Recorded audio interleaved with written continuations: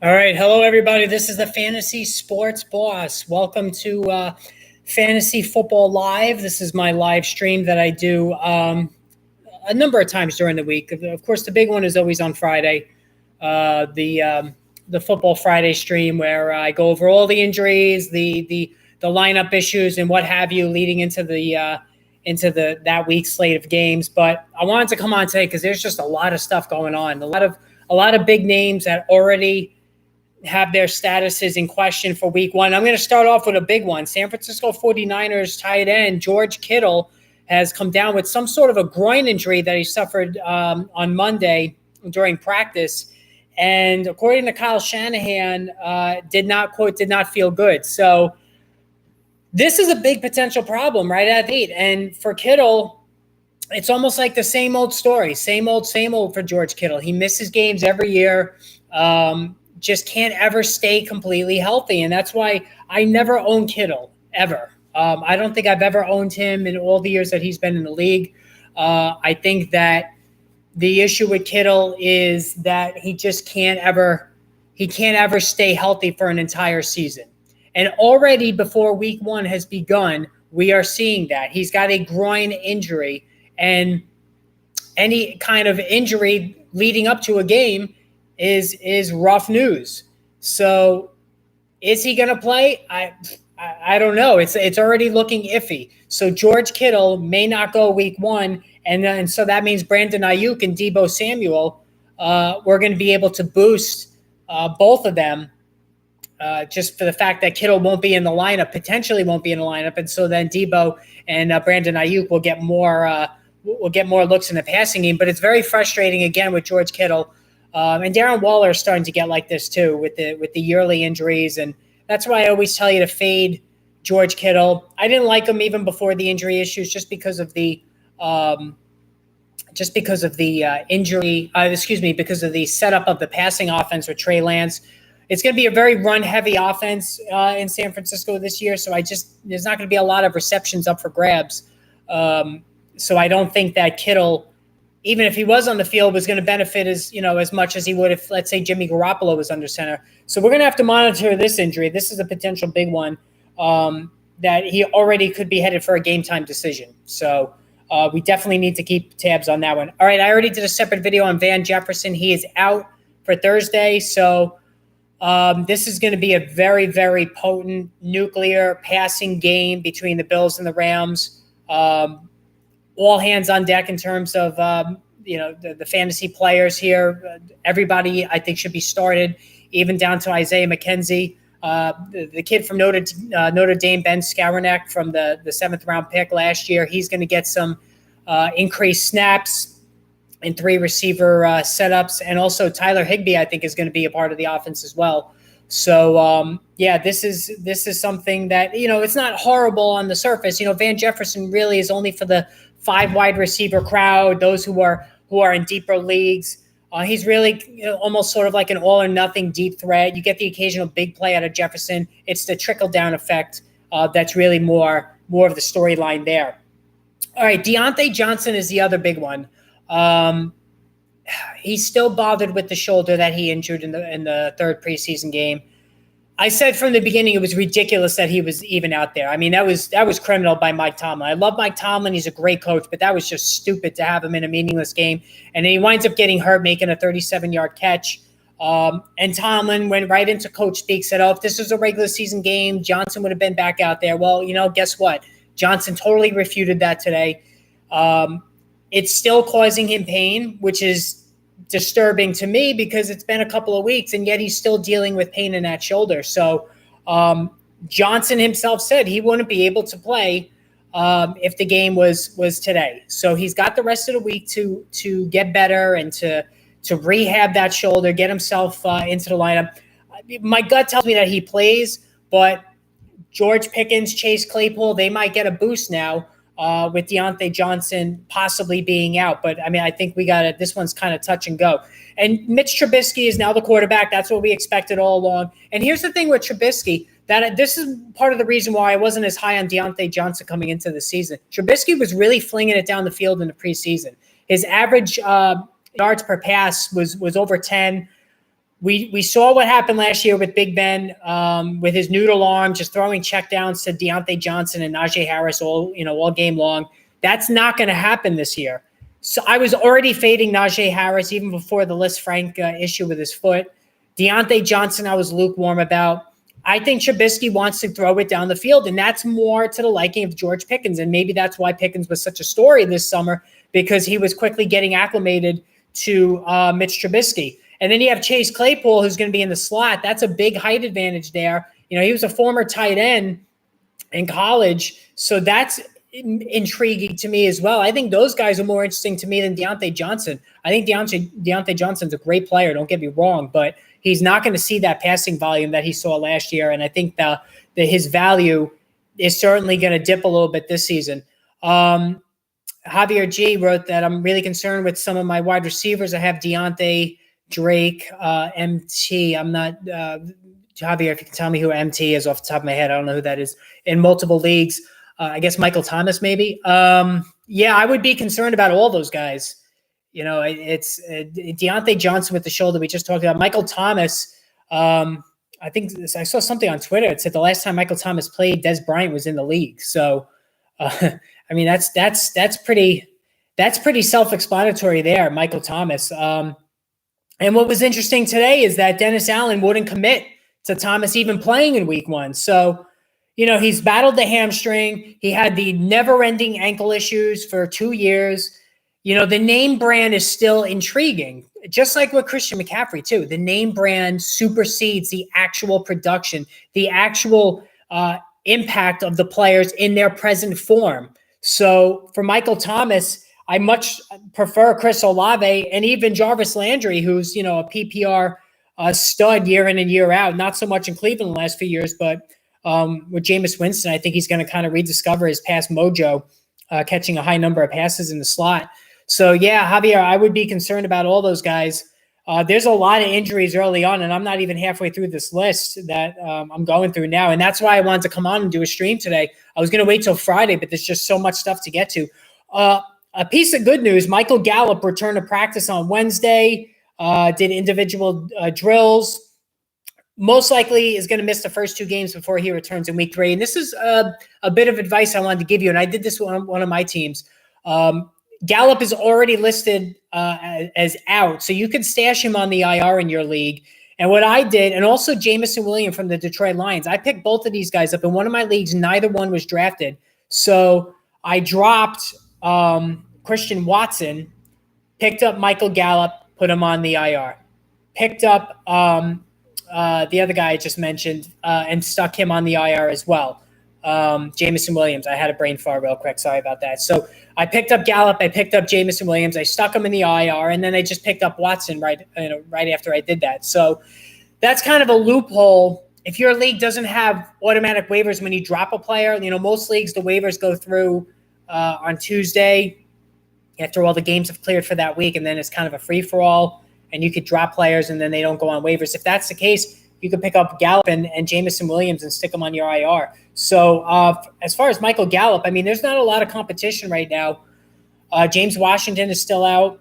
You have Jalen Tolbert, the rookie. I mean, he's coming from the Sun Belt Conference, so that there's going to be a little bit of a learning curve there for him. So I think Gallup, he's a little bit of a deep threat. He tends to run a little hot and cold for my taste in PPR leagues, but in standard leagues, I think Gallup's definitely somebody you should pick up. All right, Alan Lazard did not practice. This one's not looking so good. Matt LaFleur dropped a bomb on us yesterday that he was stepped on in practice. He's going to probably be questionable the rest of the week. I think Friday is really going to be the key day for Lazard. And, this kind of stinks right out of the gate, too, because Lazard was the guy that we were all chasing. And I know I certainly was. I wanted Lazard. I missed him in both of the leagues that I care about. I did have him heavily targeted, but Lazard now is looking like he's 50-50 to play this week. So now we got to figure out and play that game. Is it going to be Sammy Watkins? Is it going to be Randall Cobb, Christian Watson, Romeo Dobbs? I'm not ready to jump fully in on Dobbs, just like I wasn't ready to jump in on Isaiah Pacheco. Rookies during the summer, you always hear the pop and the hype, and then it just doesn't seem to match up when the regular season gets underway. But somebody's got to catch the passes. I like Robert Tonyan, as I said multiple times. If he plays, I think Tanyan's going to be somebody that's interesting to me, especially around the red zone. I'm not going to bother with Randall Cobb or Sammy Watkins. I know Watkins has a history of going nuts in week one. If you want to chase that, be my guest. I'm not doing that. I don't think you should either. But yeah, that kind of sucks right away with Alan Lazard. So we're going to have to watch that as well. Logan Thomas limited Wednesday's practice. Thomas is still interesting because he had a 70-plus catch season before he tore his ACL. But there's a lot of sleeper tight ends, Austin Hooper, Evan Ingram, Gerald Everett, David Njoku. They're all in that same realm that Logan Thomas would be in. And I think they all have more upside than Logan Thomas, so I'm not going to chase Logan Thomas. So especially, I know Carson Wentz likes to throw to his tight ends, but I really don't want to have to rely on Carson Wentz for anything. All right, another big one. Falcons coach Arthur Smith said they won't know until the end of the week if Drake London will be able to play in week one. So here's another one. Drake London. I did a separate video on this. I think it's really bad news for Kyle Pitts if Drake London doesn't play. I love Kyle Pitts. I think he's just a monster tight end. He's just a freak. I would love to see Kyle Pitts in any other offensive system outside of maybe Cleveland with Jacoby Brissett, a couple other spots.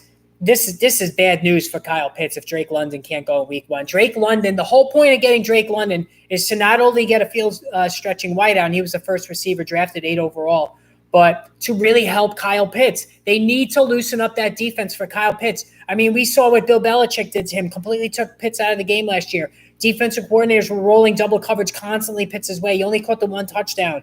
It was a minor miracle that he caught as many passes as he did last season.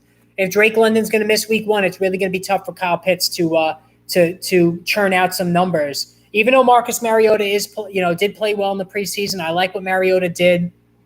He could be an Alex Smith post-hype guy, needed a fresh change of scenery. Alex Smith bombed out early on with the 49ers before he finally started to play well, but he really did his best work when he went to the Kansas City Chiefs in terms of sustained high-end play. Not saying that's what's going to happen with Mariota, but it could. So, but without Drake London, that's going to be a problem. All right, Jalen Waddle. Jalen Waddle is still dealing with that knee himself. It's looking like he's going to be okay. Looks like he's going to be able to go. The sleeve is off of his leg. So things at least are looking up for him. What I don't like about Miami, and I've said this from the beginning this year, back in May, I think Tua Tagovailoa gets criticized a little bit too much. I think he's very accurate. I think he's smart. He's more athletic than people give him credit for. But, man, he doesn't throw down the field. And bringing in Tyreek Hill, maybe they were trying to unlock that part of Tagovailoa's game. But not only do Alabama quarterbacks, obviously, don't play well in the NFL, but I just don't know if Tagovailoa is even going to be allowed to throw it often enough. The new coach there, McDaniel, has stressed over and over that he wants to run the ball. As a matter of fact, the number 30 was being thrown around in terms of amount of rushing attempts that he wants to see in each game. That's great for Chase Edmonds and Raheem Mostert owners, but not if you own Jalen Waddle or Tyreek Hill. I faded both guys. I don't own either one. I didn't bat an eye when anybody – in fact, I was happy when somebody took Waddle and Hill because then it pushed everybody else down a spot closer to me when the draft was coming back to me. So I don't like the setup of this offense. I'm not a fan of it. I don't trust Tua. I got to see him do it first before I get involved here. Waddle's hobbled. I think he'll play, but again, keep the expectations in check. If you had to bet on one, I would bet on Hill. Even though Waddle had the very good rapport with Tagovailoa, I think Tagovailoa is going to feel the pressure to feed Hill, maybe force it to him, and maybe, I think Hill will wind up with the better numbers of the two, but I don't like either guy. All right, some good news. Zach Ertz returned to practice today with the calf injury. He's going to be good to go. This is going to be a very high-scoring game, so I would definitely have Zach Ertz in there against the Kansas City Chiefs. There's going to be a lot of points, a lot of fireworks. I think Ertz is a great tight end option this week. You could even put him in a flex, and as a matter of fact, I'm weighing that. In one of my leagues, I have Ertz possibly lined up for my flex. I also own Travis Kelce.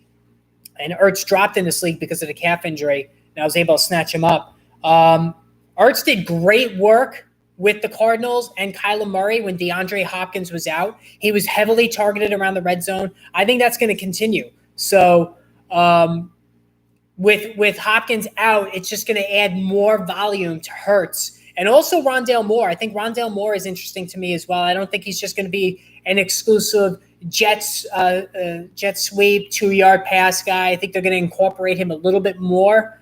But I think Zach Ertz makes a very good flex play. All right, the Jets situation, I did a video on it already. I'm not going to really rehash this. Joe Flacco's starting for the next 3 weeks. Zach Wilson is out. I think Zach Wilson's just a complete bum.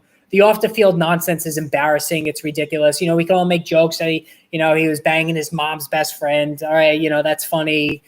Every guy's dream, I guess, to do that, but maybe not their mom's friend, but to be with an older woman. But it just speaks, I think, to immaturity.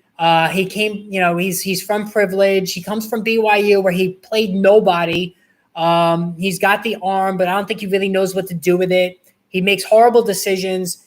I already think this is a sunk cost if you ask me, and I hammered him in the draft guide a couple of years ago, the one that when he came out, because I do the prospect draft guide every year that's available on Amazon. I think this is good news for Elijah Moore, and to a lesser extent, Garrett Wilson.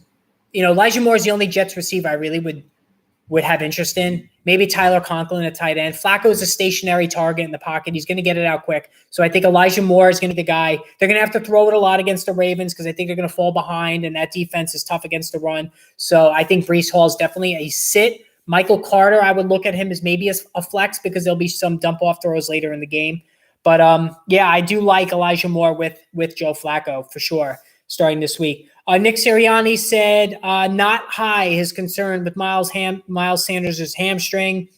Miles Sanders is just continuing to annoy everybody with his inability to stay healthy. I think if you're relying on Miles Sanders, even for your flex, I think that's kind of that's a negative, and that could lead to a lot of trouble. He just hasn't shown it consistently, and they have Kenneth Gainwell, who's very intriguing to me. They have Boston Scott there as well. They picked off waivers Trey Sermon. So now that's 4 backs. I talked about the Baltimore situation. I'm avoiding that. I'm talking about the Eagles situation. I'm avoiding that. The Kansas City Chiefs situation. I'm avoiding that. Those are 3 committee hells that I just want no part of. So I think, Miles Sanders, I really, unless he's just a bench guy that for insurance purposes, there's no reason to get involved with him. All right. Now, the big one of the day is Chris Godwin. So Chris Godwin practiced fully today. There's a lot of mixed signals coming out of here with Chris Godwin.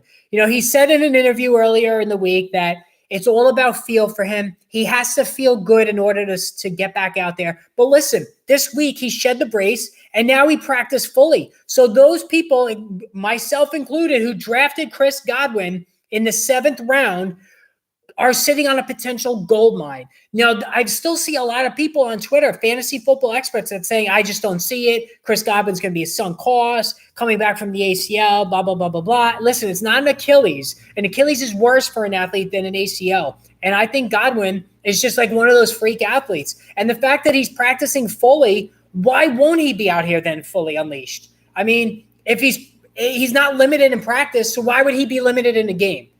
Ultimately, if I were a betting man, I still think Godwin, I almost can't say it anymore. If he's practicing fully, I can't imagine him not playing. So I think for me, as a double Chris Godwin owner, and what I mean by double owner is that I have 2 leagues that I'm fully invested in. There's money involved, the high stakes leagues. I own Godwin in both, and I have him as a flex in both. I filled out my other 3 receiver spots, and then I took on Godwin because I thought, holy crap, second half of the season, this is really going to pay off. It might even pay off the first half. I'm a little nervous throwing him out there week 1. We've seen, he's coming back. He's going to play a full allotment of snaps, and then he's only out there 15% of the time. I don't want that to happen, so I am leery of that. But, man, I tell you what, even if week 3 – it takes till week 3 to fully get Godwin 100% and fully involved in the offense. Sign me up. I'm good with it. So, that's really good news in my opinion. All right, so there's a couple of things I want to go over. I'm just checking some other news before all right, Christian Watson practiced fully today, Wednesday. That's good for Watson. He still faces a steep learning curve coming from a small school. Matt LaFleur said he was hopeful he would play. Romeo Dobbs. All right, so he'll be part of the rotation. That's what they're saying with Watkins, Dobbs, and Cobb. All right, so if you're new to the show again, and those who are already subscribers, I know it's annoying that I keep saying it, but just make sure you subscribe and hit the notification button and also the like button because it really helps with the indexing of the show. I started this almost a month ago now. I'm almost up to 200 subscribers. I'm hoping to get over 1,000 really soon. Those who previously know me know I ran the fantasysportsboss.com for about 15 years. I did 90% of the writing on that site. And then I eventually moved into draft guides, did a fantasy baseball draft guide for upwards of 10 years, fantasy football draft guide, and my prospect guide for the NFL draft. I watch pretty much every college football game, and I do a prospect guide that I put out every year, all for sale on Amazon every year. Got a nice licensing deal with Amazon. So I don't do the baseball guide anymore. Just for a sheer amount of time, I don't have time to do the baseball guide anymore, but I do the annual football guide. That's available right now on Amazon. Fantasy Sports Boss, Fantasy Football Draft Guide, and then I do the scouting guide as well. Now, for this season with this channel, the reason why I transitioned to this channel fully is because for time-wise, I just didn't have time to run the site anymore. But I feel that the videos are better because I can instantly get them out there quickly.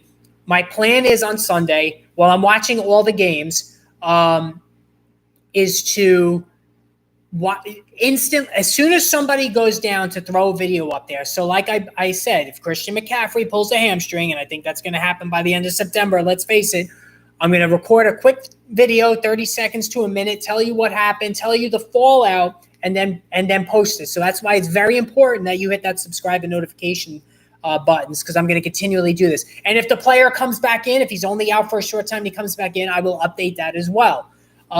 Sunday night when the games are over, I don't know if I'm going to do a live stream, possibly a live stream, or maybe just do a video wrap up on each position, quarterback, receiver, tight end, and then release those videos Sunday night and also Monday morning. Okay. During the week, always injury update videos, smaller videos on each individual case. That's important, not the minor stuff, the big stuff. We have the Football Friday where I hope to have guests on every week and also take your questions. And then go through all the injuries. The weekly features that used to be on the site. Fantasy Football Crisis Point, where a player is starting to crap the bed or they lost their job or things are not looking up that we had high expectations for. I'm going to do videos on that. Player Analyzers, still going to do that. Stock Watch, all those things. I'm going to continue to do those features that I used to do on the website, but just in video form. All right. So make sure you have that subscribe and notification buttons hit. All right. And also follow me on RotoBoss. That's another one. All right. I'm at RotoBoss. I follow me on Twitter. I'm sorry. At RotoBoss. You can submit questions all day long. And you also post your thoughts and questions on the comment section on all the videos. Keep it clean.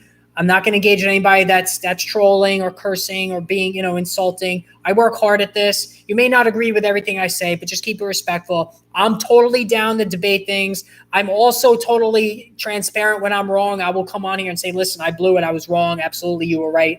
No doubt about it. So let's just keep this clean because, I do work hard on this. All right. And then even here in the chat, whenever you post questions, I definitely will answer it.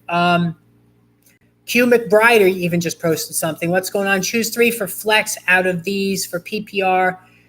J.K. Dobbins for the Jets. Michael Thomas at Atlanta. Sutton versus Seattle. McCaffrey versus Denver. Elliott versus Tampa Bay. Gabe Davis versus Rams. Wow, that's a lot. All right, so 3 for flex. I'm not going Dobbins.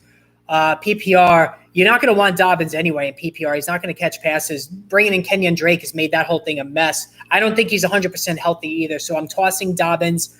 Sutton versus Seattle, absolutely. I'm down with Sutton. I think he's going to be the DK Metcalf, while Jerry Jeudy is the Tyler Lockett of this offense. So I'm good with Sutton. Michael Thomas versus Atlanta, not feeling that one. Metcalf versus Denver, not feeling that one either. Gabe Davis versus the Rams, I'm definitely feeling that one. So make sure you have Davis in. I said any Rams player, any Bills player that's going to be a receiver in this game Thursday, I would just throw them all out there. Maybe not Ben Skowronek. I would go Isaiah McKenzie, though. So I'm good with Davis. I'm good with Sutton. Then it comes down to Metcalf in Denver or Elliott versus Tampa. Or you know what? If Michael Thomas is cleared, you know what? I'm going to go Elliott with Tampa Bay. I know that Tampa Bay defense is tough, but I think it's going to be a high-scoring game. I think Prescott is going to be checking down a lot to Elliott. I don't trust Michael Thomas. The fact that Dennis Allen's already saying he's not totally going to not comfortable clearing him yet, and it's already Wednesday. I'm going to give you Sutton, Elliott, and Davis.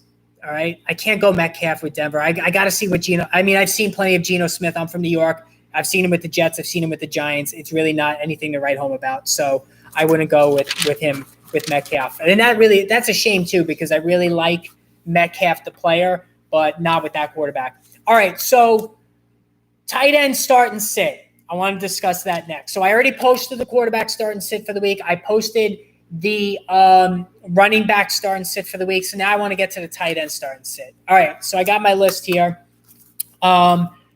I got 3 tight ends I think you should start, and I got 3 tight ends that I think you should sit. Now, each week when I do the start sit, I'm not taking the obvious names. Anybody can tell you to start Travis Kelce, start Kyle Pitts. I'm not going to do that. I mean, that's you know that you're going to start these guys no matter what, just because of the draft capital that you invested in. So I'm going to go down the line, guys who are more difficult to decide in terms of putting them in a flex or as your starting tight end. And the first guy is Zach Ertz. Now you think, Zach Ertz, you start him typically every week. Yes, but he's got that calf injury hanging over him.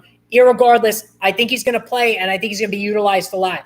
If you check back to last season when Ertz came over to Arizona and with DeAndre Hopkins out of the lineup, Ertz was heavily targeted, especially around the red zone. So I think Ertz is a must start. This is going to be probably the highest scoring game of the week outside of maybe the Rams and the Bills. So I think Ertz is a definite start against the Kansas City Chiefs. All right. I also like Pat Freiermuth of the Steelers against the Bengals. Freiermuth scored twice in both games against the Bengals last season. So I think, the Bengals have a history of struggling to stop the tight ends. So I think Freiermuth is I have trouble pronouncing his name. I apologize. Freiermuth is going to be somebody I want to start this week as well. And then finally, Austin Hooper. Throw Hooper out there. All right. It's taken a while for Treylon Burks to get up to speed. Robert Woods is really the only option right now in the passing game.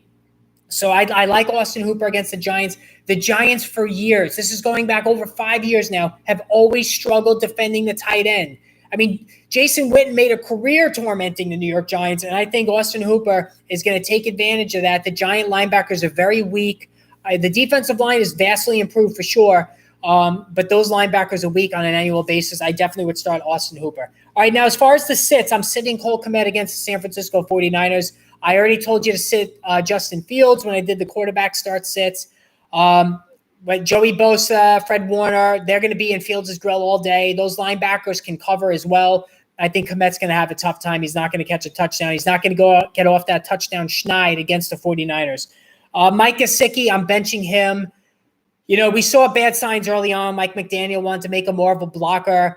We know how run-heavy this offense is going to be. And then you have Tyreek Hill and Jalen Waddle who are going to need to get theirs, plus Chase Edmonds out of the backfield. I think all 3 of those guys are ahead of Gesicki in the passing hierarchy from Tagovailoa.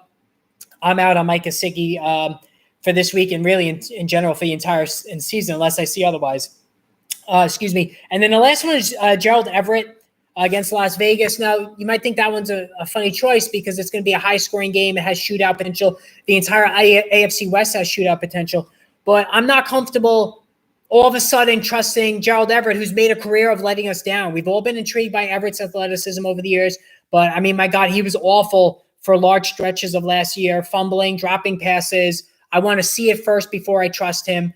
You still have Austin Eckler, Mike Williams, Keenan Allen, Josh Palmer, who's going to be heavily involved, all ahead of him on the target tree for Justin Herbert. So I'm not going to be going Gerald Everett this season for sure. All right. So as far as the wide receivers, I'm going to post that video probably later on today. And also if there's any other injury issues coming forth, I'm also going to take a look at that. I'm just going to check again before I before I jump off the stream. All right, Adam asking me who I would trade. Would you trade Sutton for DJ Moore and Hunt? Cortland Sutton for DJ Moore and Kareem Hunt. You know what? I would make that trade. I absolutely would make that trade. And I'll explain why. I love DJ Moore. I've done a separate video on DJ Moore, Adam, so make sure you go back and try to find that video. I love DJ Moore, and I'm glad you brought up DJ Moore because I think he's criminally underrated every year. The only thing that holds back DJ Moore every year are the touchdowns. 4 touchdowns, I think, each of the last 3 years. The quarterback play has been horrible, but despite having Sam Darnold and Cam Newton and PJ Walker as his quarterbacks, DJ Moore is still able to catch 90 passes every year with a crazy amount of yardage and the 4 touchdowns. With Baker Mayfield, who's going to be the best quarterback he ever had, the one thing in Mayfield, we've knocked him as well. He's been inconsistent. The one thing Mayfield does really well is throw the deep ball, and that's going to jive well with DJ Moore. So I do like Moore this year. Let's say Moore gets, inches up to even 6 touchdowns. 6 touchdowns with 90-plus catches, 1,100 yards. You're talking about a borderline wide receiver 1. And Adam, thank you for subscribing. I really appreciate that. Pass it on to other people I'd appreciate that as well. So, yes, I would trade Cortland Sutton for DJ Moore and Kareem Hunt. I like Cortland Sutton too, but we don't know. We were faced with this situation a year ago with Robert Woods and Cooper Kupp, and we almost all got it wrong. Now, there's some people, I got it right. I said it was going to be Cooper Kupp and not Robert Woods. Please. Almost everybody said it was going to be Robert Woods, including myself. I blew it. I got it wrong. I thought it was going to be Robert Woods and not Cooper Kupp as the main beneficiary of Matt Stafford coming over to the Rams. We have this situation now, the same setup in Denver with Russell Wilson coming to the Broncos, Cortland Sutton and Jerry Jeudy. We've seen Sutton do it before, have a big season. Haven't seen it from Jerry Jeudy, who really, hasn't done much in terms of hardly anything in terms of scoring touchdowns. Everybody is really siding with Cortland Sutton, including me, but I still am intrigued by Jeudy. The easiest call would be, all right, Sutton's going to be the DK Metcalf. Jerry Jeudy's going to be the Tyler Lockett in terms of Russell Wilson's habit going back to Seattle and targeting those two. So that makes sense. But in case we're wrong, Adam, that's why I'm telling you, trade Cortland Sutton for DJ Moore and Kareem Hunt. And as far as Kareem Hunt is concerned, yes, the quarterback situation is less than ideal, but Jacoby Brissett loves to throw short passes, all right? And that's going to jive well with Kareem Hunt. Nick Chubb doesn't catch the football. Kareem Hunt does catch the football. We've already talked about how I do like David Njoku, not Amari Cooper while Brissett's the quarterback. So I think Kareem Hunt's going to do well there. Dearness Johnson is a little bit of a threat. I think they'll sprinkle him in here and there, but I don't think that Dearness Johnson is that much of a threat to Kareem Hunt in terms of backing up Nick Chubb. So yeah, I would make that trade. I would definitely trade Sutton for DJ Moore and Kareem Hunt. And remember, if you guys have any other questions, always post it here in the chat because I'll answer it for you, or post it in the comments below. That would be great as well. So I'm trying to think of some other things that caught my attention today before I end the stream. So in terms of tomorrow for Thursday's game, I'm going to be interested to see what Matthew Stafford does. The elbow, I'm not going to say it's a ticking time bomb, but it is disconcerting that even the Rams coaching staff has said we're kind of in uncharted waters when it comes to this elbow. And it caused me to drop Cooper Kupp below Justin Jefferson. In one of my leagues that I had the number 4 pick, I was definitely targeting Cooper Kupp until I heard about this elbow issue, and then I dropped him behind Justin Jefferson, and I wound up getting Jefferson. So I am definitely a little concerned. Matthew Stafford is tough as nails. He's always answered the bell week in and week out when it comes to making the start. He very rarely misses time with injury, and I think he's ultimately going to be okay. So I'm curious to see how he will do, but I don't think it's going to be much of a drop-off. Now, down the line during the season, maybe we run into some trouble in November and December. So if you are relying on Stafford as your starting quarterback, I definitely would back him up with a decent option like a Kirk Cousins or a Derek Carr. I just got another question. Should I trade Mike Evans and Breece Hall for Amari Cooper and Antonio Gibson? Oh, God, no, don't do that. No. Don't do that trade. Don't Mike Evans and Breece Hall for Amari Cooper and Antonio Gibson.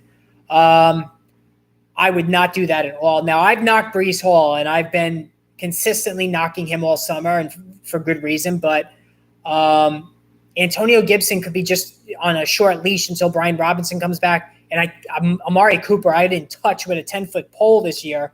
Doesn't play well outdoors, never played well outdoors, going back to his stints with the Raiders and the Cowboys. And obviously now he's in Cleveland. When Deshaun Watson comes back, things will hopefully change for the better for Cooper, but I'm not waiting that long. Your team could be buried by then. Mike Evans, we know what he is. He's going to give you 1,000 yards. He's going to give you double-digit touchdowns, hands down. We know it. Tom Brady's back. They're going to have to throw it a lot. The offensive line, the interior of the offensive line is banged up, so they're going to have to throw it probably maybe even more, which is hard to believe compared to how often they threw it last year. So, no, do not make that trade. Absolutely do not make that. Barkley's going to make Taylor look like a peewee. So, Charles, do you mean Saquon Barkley making Taylor look like a peewee? I don't know if he'll make him look like a peewee. I think Saquon Barkley's going to have a big year.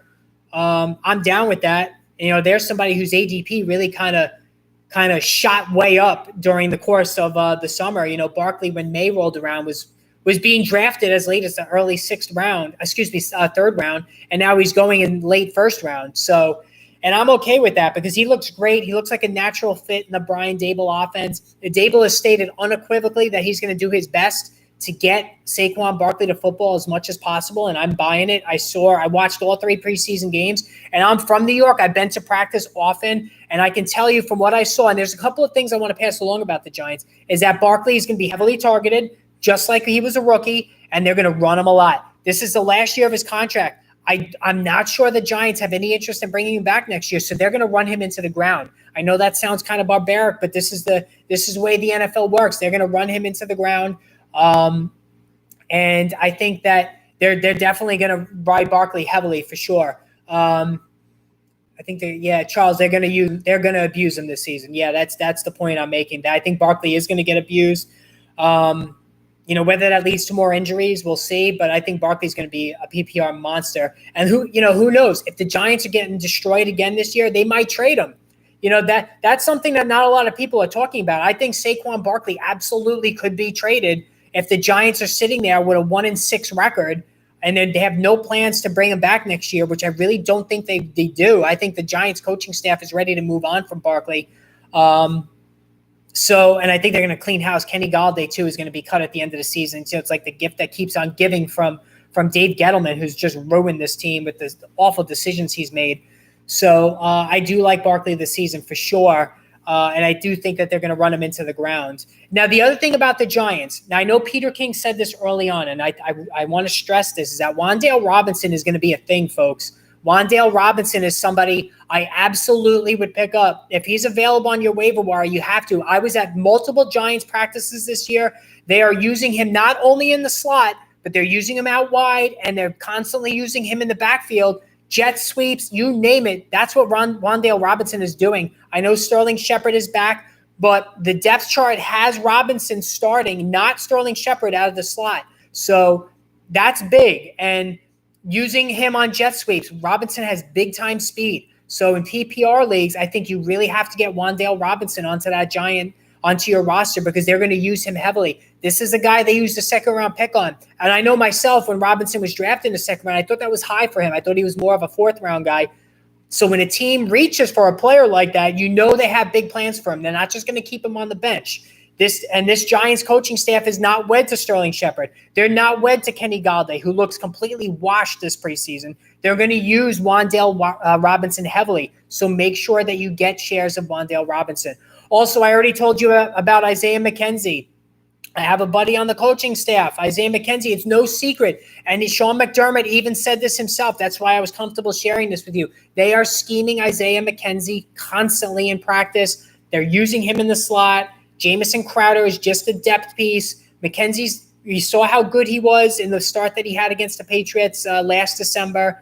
Isaiah McKenzie is also a thing, so make sure you get him in your lineup. There was somebody else I can't remember now off the top of my – James Robinson. So James Robinson is back. Not sure what the workload is gonna look like, But Doug Peterson has plans for James Robinson. There was some rumblings that he's going to be the third down back, not Travis Etienne. Etienne will be the first and second down back. Robinson would be the third down back. And the reason being is not only is Robinson an underrated receiver, but he is excellent in pass protection. And this is no small thing. Peterson has always lauded Robinson's pass protection. And with a young quarterback in Trevor Lawrence, that's not a small thing. So I think Robinson is going to have his role. That does throw a little bit of cold water on Travis Etienne. Now, I loved Etienne coming out of college. I drafted him last year. What a shame it was with the foot injury that knocked him out for the entire year. That was a big bummer. Set my team back early on in the season. But I think he's going to quickly get on the same page with Trevor Lawrence. And I think Etienne is definitely going to supply the fourth-round draft capital that you spent on him.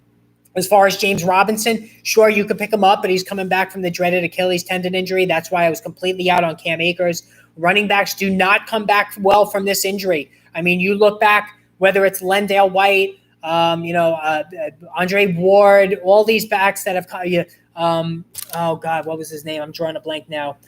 I can't remember a guy that whose career just Arian Foster. Arian Foster, who was one of the great all-time free agent running backs to ever play the game. Put up all those blockbuster seasons with the Houston Texans. When he finally blew out his Achilles, I think he came back, only ran for about 20 yards with Miami, and then he was done. So Achilles injuries, I was completely out on Cam Akers for that reason. I stressed that to you all summer to avoid Cam Akers, and it's for that reason as well. But for James Robinson, there's nothing invested. You used a last-round draft pick, or you can pick him up off waivers. So it's not double speak because, for Robinson, there's no cost to pick him up and see, all right, can he do something? Can he help you as a depth piece or whatever? When it comes to Cam Akers, he was a fourth, fifth round guy, way too high for somebody coming off an Achilles. He looked awful coming back last year. You want to give him a mulligan, that's fine. But look up the history of guys coming back from Achilles tendon injuries. It's awful. It's not good at all. Now, speaking of Trevor Lawrence, listen, this guy is going to be a stud. He is going to be a future MVP.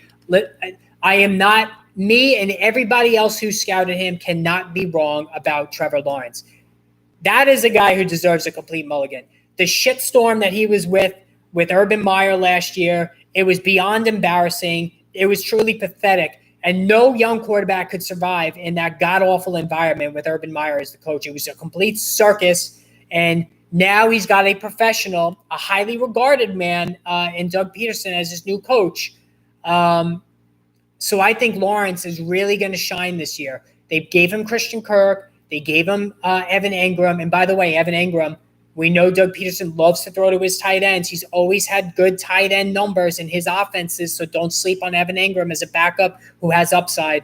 I think Trevor Lawrence is really going to put up impressive numbers this year. I talked about Justin Fields as a backup quarterback in single QB leagues with upside. Trevor Lawrence, I even like better. So I think Trevor Lawrence is really going to start unleashing his full game. This is a guy that ran for over 300 yards on a bad team last year. It's going to be a pass-heavy offense. They're going to trail in a lot of games. So I think Lawrence is definitely going to be airing it out quite often on a weekly basis. He can run. He could rush for 400 yards and 5 touchdowns. He could throw for 20-plus touchdowns and 3,500 yards. That is a very good production, super flex leagues especially. So don't sleep on Trevor Lawrence. I think he's going to be tremendous this year. Yes, there's still going to be growing pains, but this is somebody who's compared to Andrew Luck. This is somebody who is compared to John Elway. Trevor Lawrence, I think, is going to be just fine.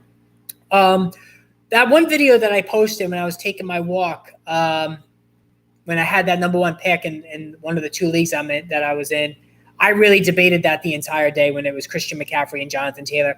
I went Jonathan Taylor. If you want to say that I kind of wussed out, I know Christian McCaffrey takes some guts over Jonathan Taylor, who's more of a short thing. I get it. You can hammer me with that. That's fine.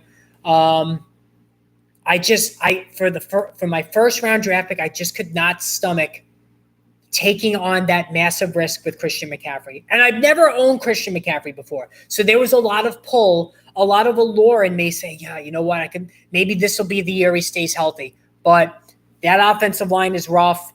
The injury issue, he's 27. He's never been the same physically since he came to camp 2 summers ago with all that muscle.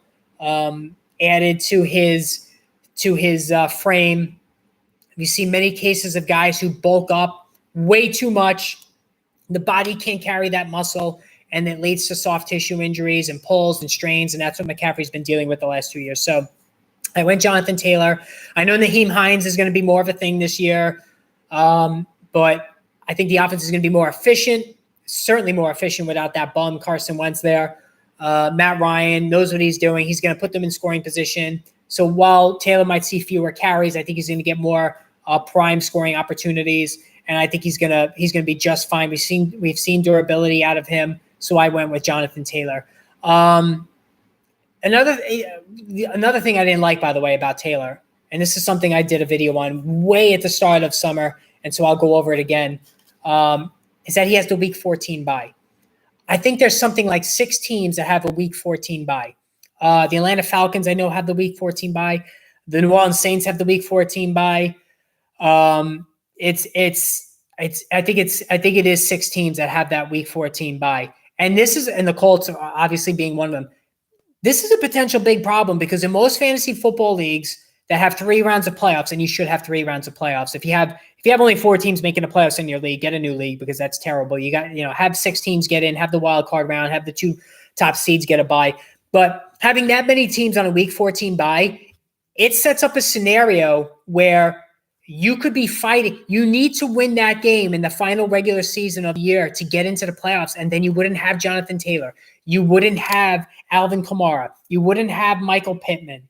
All right? These are huge. Kyle Pitts, Drake London. These are big names that you may not have, that you won't have Week 14 if you are fighting to get back, to get yourself into the playoffs. So that's something to keep in mind. If you still have a draft tonight or even tomorrow afternoon before the games start, I'm not one to always keep track of buys during the draft, but that Week 14, shitstorm with all those teams being on a bye, that's something that you definitely need to check out as well. So, all right. So again, if I think that pretty much covered it all for today. Make sure you're submitting your questions. Make sure you're putting your questions in the comments. I always respond relatively quickly. If I miss one, I will get to it within the day. Also, you can follow me on Twitter at RotoBoss. Do that as well, and that's another avenue that you can get a hold of me as well. So yeah, you know what? I'm really looking forward to the start of the season. The draft's over. I think this preseason was pretty good. There really wasn't many debilitating injuries. There was no Julian Edelman or Jordy Nelson torn ACL where the guy didn't even make it to the first week of the season. We didn't have any of that. Thank God. Most teams don't play their players in the preseason now, which is probably the right thing to do. Mike Tomlin obviously didn't get the memo with Diontae Johnson, but I think it's great that the season is here. I think tomorrow's game is going to be fantastic. I have Allen Robinson going tomorrow. I can't wait to see what he does. Of course, in one of my leagues, I'm going up against Cooper Kupp. So, and that's another thing. I hate having my opponent have players in that Thursday game, and then they go off, and then you're trailing, and then the projection in Yahoo says, "Oh, you're going to lose by so and so many points." I mean, that's just a drag. I hate that. And I also feel like Thursday never goes my way. I feel like the players they do have on Thursday don't do squat, and then the guy I'm playing with, they go wild. So, I mean, who knows? So I'm starting Allen Robinson. I'm curious to see how that goes with him. I think he's going to be great. I think he's going to score. He could score more touchdowns than Cooper Kupp. If Kupp is getting double teamed like I think he's going to be, I think Robinson's really just going to go crazy every week. I think he's still very talented. I don't blame him for checking out last season on that awful Chicago Bears team. Now that he's with a new team, I think we're going to see a rejuvenation, and I think he's going to be ultimately fine. So it'll be fun to see that game tomorrow. Good luck with all your drafts if you have any tonight. Give me the comments. Give me the questions. Subscribe, okay? That's the most important thing. Hit the subscribe and notification button. And I might do a stream tomorrow, more likely on Friday, so make sure you, again, keep track of the notifications. All right, everybody, thanks for tuning in. I appreciate it. We will talk soon. Have a great night, everyone.